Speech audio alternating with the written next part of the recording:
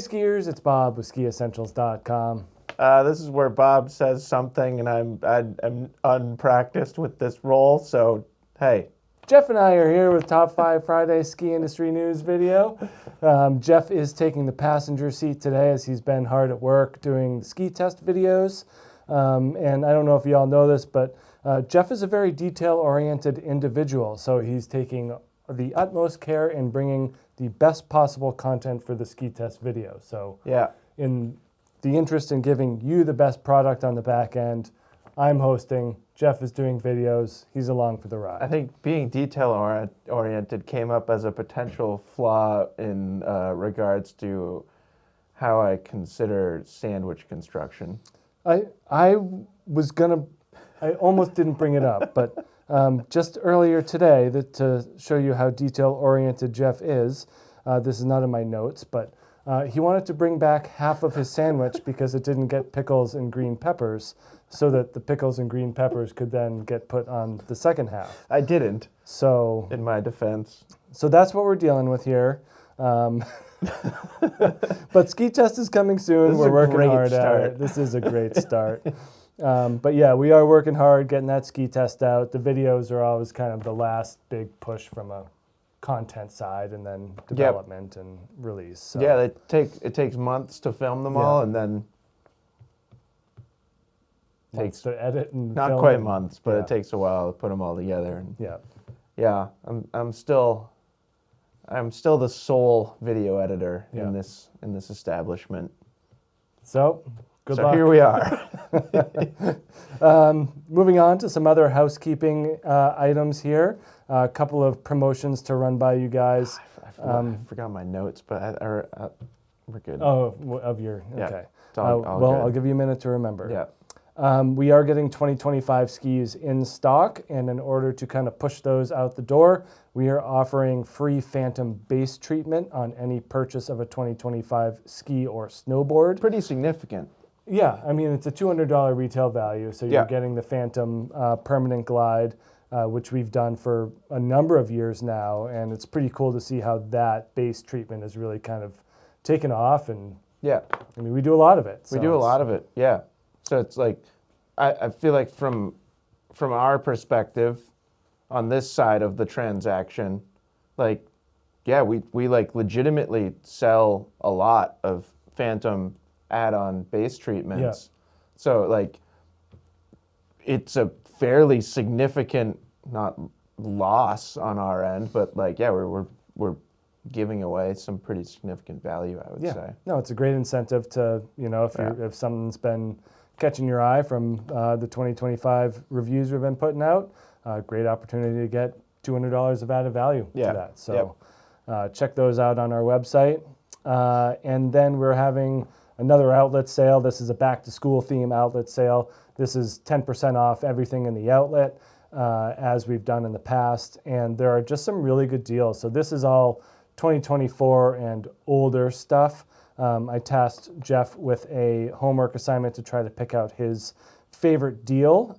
Do you want to go first with yours, or should I? Sure. I had 3 originally. Okay. I'm not glad, but maybe it's a blessing in disguise that I forgot my notes.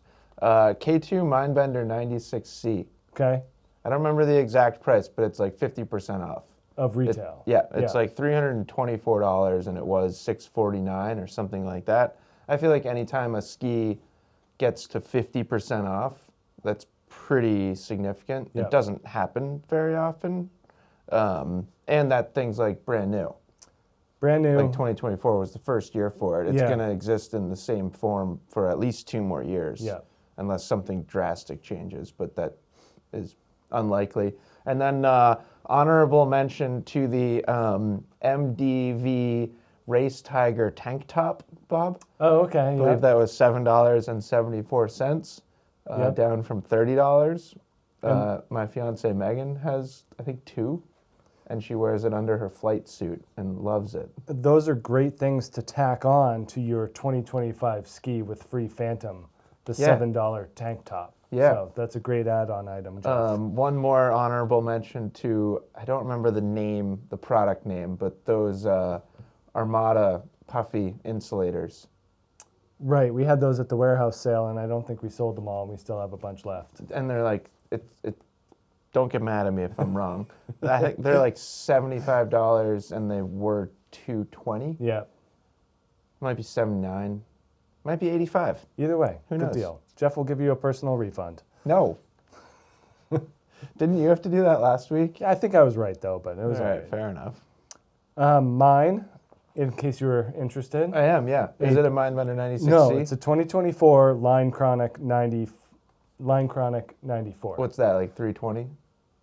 In a 185, which is the only size we have. I'm shopping for myself. Oh, okay. 185, $274.97. So it like was 320 something, and wow, yeah, sure. So if I'm shopping for skis and I see something with a 2 at the front, and it's something that I would legitimately ski, Yep, that catches your attention. that catches my eye. Fair enough. So if anyone's looking for a 185 Line Chronic 94, you're in luck. Or you might not be, because Bob might just go buy them right now. We got I think 4 or 5 of them down there. Okay. So Bob might go buy should be 4 or enough. 5 pairs. I don't know. And then the price goes up. I think that's it for housekeeping stuff, unless you have anything to add there for sales and promotions. No, just ski test. We're still chugging away. Yep. I'm very optimistic that it'll be out next week, but I suppose there is a chance that it won't be. This certainly nothing is set in stone, but I would say there's also a chance that if the whole thing's not ready next week, then maybe we'll start trickling out some of the videos. Yeah. A lot of those are uploaded already. Right. You just can't see them. Yeah. All right. Sounds good. On with the news. Topic number 1 here from snowbrains.com. We have news of an atomic ski theft. This has kind of been making the rounds lately. Very interesting story. So from August of 2021 to November of 2023, an Atomic employee that basically works in the warranty department has been, I guess, siphoning is kind of the way I would look at it. Did he work in the warranty I think department? he worked in the warranty department and would just kind of take the odds and... I thought he worked in like the quality control department. I saw the word warranty in the article. I'm going with warranty. Either way. Either way, stealing 1,900 skis over that time frame, and was selling them for 50 euros each, which I believe is around $55, which I think is too cheap. Okay. If you're a criminal, you're gonna charge. I mean, the value, he's probably selling himself short there, I guess. I don't know. Fair enough. You have integrity in your criminal ventures. I'm far from a criminal mastermind. But basically, this guy and his accomplice could face up to 3 years in jail for this process. Just reminding everyone to not steal. Yeah. Also, leave a comment if you've bought an Atomic ski for $50. You're like, this is a great deal. 3 years. But 1,900 skis is a lot. I mean, I know that, like, we're in kind of a unique category where we actually see 1,900 skis at a time. Yeah. Like, that's a lot. It's a lot. That's a lot of skis. Yep. So definitely a big undertaking from this gentleman who is now facing the strong arm of justice. Yeah. So good luck to all involved. It's like, not that I was recently at the Atomic factory, but not that it like hit home for me, but I felt like I could relate to it a little bit more, having just been in the Blizzard factory. Yeah. Like, kind of makes sense. You probably wouldn't totally understand how that could happen. Yeah. Number 2, ski helmet advertising is going to get a boost this year. So skiracing.com's reporting on FIS World Cup helmets, where they've always been kind of limited in the area in which they can advertise.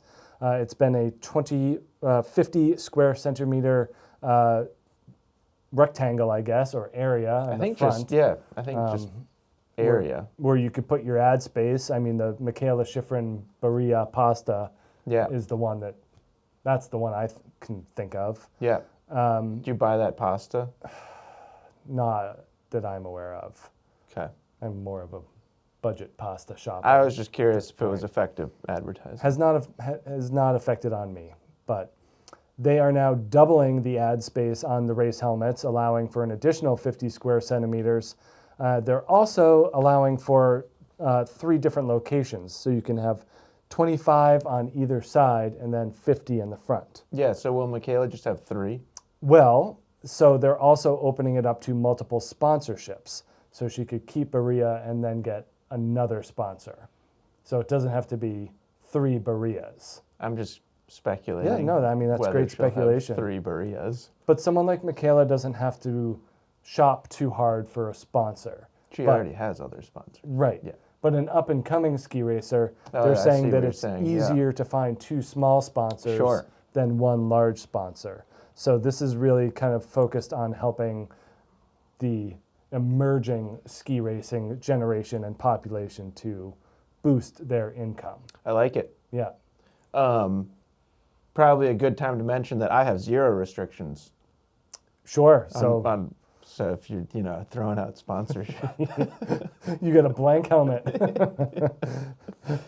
Lots of room there. So that's cool. Not much else on that. Just look for more ads on ski helmets. Number 3, we're going to dive into home vacancies again with this article on Colorado second home taxes and fees. Article from the Colorado Sun, which always does a great job reporting on these type of issues.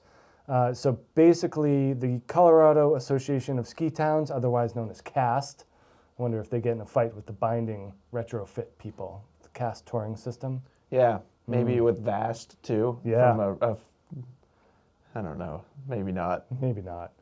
But they are looking to kind of put more control on the local zones, so towns instead of state, allowing a place like Breckenridge or Crested Butte to be quicker in enacting change when it comes to taxes and or fees on vacant properties.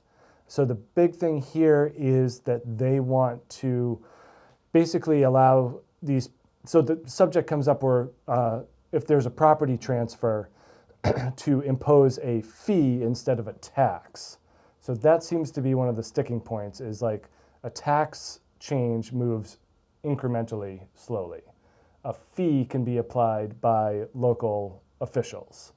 So like Stowe's Town Select Board can enact a fee on a vacant property changing hands. If they were to do a tax, it would have to go through the town and the state to make that change.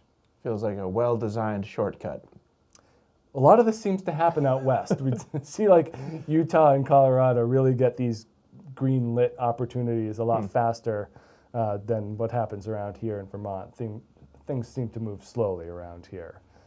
But 28 towns make up this CAST organization, and they've noted that there's 40% unoccupied homes by full-time residents in these 28 towns. So there's a lot of vacancies. Okay. So they're really just trying to give those towns more control over whether they can implement fees. So I think it's just an interesting way of trying to balance what's going on with vacant homes. And people have all sorts of opinions about what the main issue is. It's really a cart before the horse, chicken and the egg type of thing. But yeah, I mean, there's just empty houses all over the place in our town here. It's kind of one of those things that, like, I mean, I suppose I have an opinion, but I don't have so strong of an opinion that I'm not relatively easily swayed. Right. And it's kind of one of those issues that, like, whoever is arguing their point, I am going to agree or disagree with them basically based on how good they are at speaking and writing and arguing. Because you can make, like, pretty sound arguments on either side.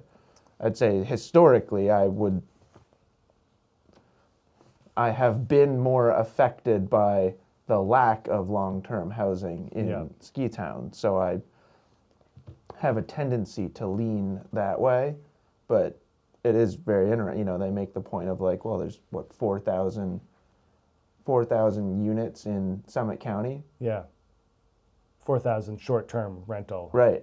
properties. And they make the argument that that's really important Right. to the tourism economy. And Yeah. like, I don't have the knowledge or expertise to tell them that they're wrong.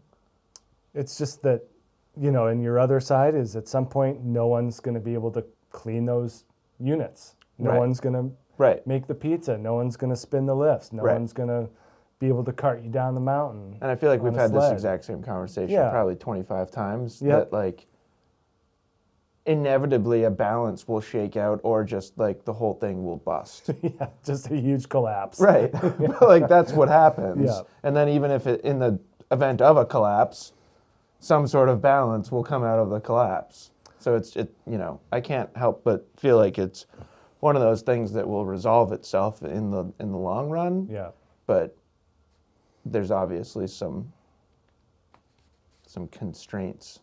Yeah, and I think just the main takeaway here is that Colorado, this organization is making a move towards more localized control. Yeah. So they want the towns to have more say. It makes sense. It does make sense because Different towns are different. And yeah, I mean, think about those 28 towns versus all other towns in Colorado that are Right. not ski towns. They Right. shouldn't have to follow the same rules because they're very different Right. in terms of how they serve their communities. Right. So I think that makes sense. Same thing with here in Stowe. Like it's just a totally different thing. You know, Yeah. even from where you live, 1.5 towns away. Like It's 2 towns it's away. very close. Right over the border. But yeah, we'll see if balance or collapse wins out. Number 4 here, we have a article on Chris Rubens from skimag.com. You seem to have more insight into this gentleman than I have. Admittedly, never heard of him. So You've heard of him because I've talked about him before. perhaps. I don't know. I usually have a good memory for these things. This article highlights his career arc from pro skier starting in like 2006 through now, kind of going through, the journey of heli skiing, sled, cat skiing, to now being more human powered, and now is releasing a self-released film this fall that really focuses on human powered. And Yep. sorry? I just said yep. Oh, and we've seen a lot of these moves. I think like Jeremy Jones on the snowboard side really Yep. kind of popularized that human-powered aspect to it, certainly with a focus on environmental awareness. Yep. So that seems to be the move, and just pretty interesting stuff. I don't know. Anything for you to share, seeing as though you seem to know this guy? So I met him on that Utah trip where we were at Monument Ranch, Yep. and then the day at Powder Mountain. Really thoughtful, interesting guy. That was kind of my first impression of him. I mean, if you had told me, or like if I didn't have any pre-existing knowledge of him as a person and as a professional skier, if on that trip you had told me that like he had spent his whole life like human-powered skiing, I would be Yeah. like, yeah, of course, like Yeah. that's his vibe. So like he does definitely have that like kind of thoughtful, like sort of down-to-earth vibe. Yeah. Was instrumental in designing the new Backland skis and was psyched on the new Backland 109. And yeah, Right. he was a super fun guy to spend a couple days with, or 3 nights, 2 days, whatever it was. Yeah, obviously a very talented skier. Well, I would only venture a guess that maybe a teaser of his self-released film will show up in Edits of the Week at some point. Feels like a safe guess. Not this week, though, as we move into those edits, Jeff. Number 1, Hank Stowers' story. This is a DB Journey channel on YouTube. This gentleman here is an Open Slopes PDX individual who's bringing diversity to the slopes. So pretty fun video, very colorful and entertaining. Aggressive skier, too. Yeah. Like blind nose butter cork 7s off wind lips into like chundery ice. And then like the high speed, low elevation air. Yeah. I like those too, where you're Yeah. just kind of following the contour of the hill. Yeah, very impressive skier. So pretty cool mix of attributes in this little edit here. Good story too. Number 2, Carry On. This is an interesting little video here in, oh gosh, Cantabrian Mountains in northern Spain. Very cool kind of use of a UTV to ski adventure. Yeah. So starting down below and riding your side by side up a huge mountain until you hit snow, and then putting your skis on and doing the rest of it on skis. Not quite as good as the drifting your Miata with your mountain bike on the back video. Yeah, but no, similar vibes. That was pretty cool. I was going to share that video with you, but I saw that you liked it. Like So, on Instagram? on Instagram, yeah. So that's a pretty cool, just like out in the distant wilderness, not another human or almost just nothing around. Yeah. Pretty cool. And then the guy from Rise and Alpine, I don't know his name. Do you know his name? My gosh, I wish you hadn't put me on the spot, because I should know his name.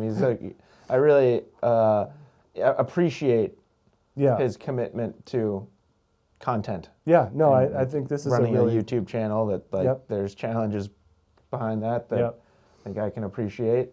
And yeah, I'm impressed. So sorry that I forgot your name. I like this channel. Anyway, this guy is sneaking little tiny skis up the Whistler Blackcomb scenic chairlifts to gain access to summer snow. I thought that was hilarious. And I think that with the lack of are they open at all for summer skiing this year, or was there nothing? No, as far as I know, no. There's no camps, unless there's something ultra private, Yeah. which is definitely a possibility, but no public camps. So yeah, this guy is taking it upon himself to bring lift serve summer skiing back to Whistler Blackcomb, and I applaud the effort for sure. Yeah, I bet it's sketchy up there. Yeah. 'Cause, like last year when I was there were a lot of rock slides. Yeah. So be safe, have fun, be safe. Of course, whenever you put out a video like this and you're saying, I'm sneaking skis up Whistler to ski on the snow, the jig is up. Yeah. So that's maybe one of the challenges that you're referring to, where it's hard to expose a secret. I don't do questionable things in our YouTube content. But I'm saying that's how things happen. I don't really do questionable things very often at all. No, not unless you include bringing a sandwich back for pickles and green peppers. But I didn't do it. No, you didn't. I just considered it. But it ate you up for a good 20 minutes. 7. Yeah. Those are the edits of the week, and I got nothing after that. Tropical storm rolling through right now. Hopefully everyone stays dry and safe and through the whole path, but yeah, it's raining pretty hard for most of the day up here. So yep. Well, thanks for hosting, Bob. My pleasure. Hopefully next week at this time we'll be a lot closer to a ski test, but until then, enjoy everything else about the world, and we'll talk to you soon. Bye. You did a good bye.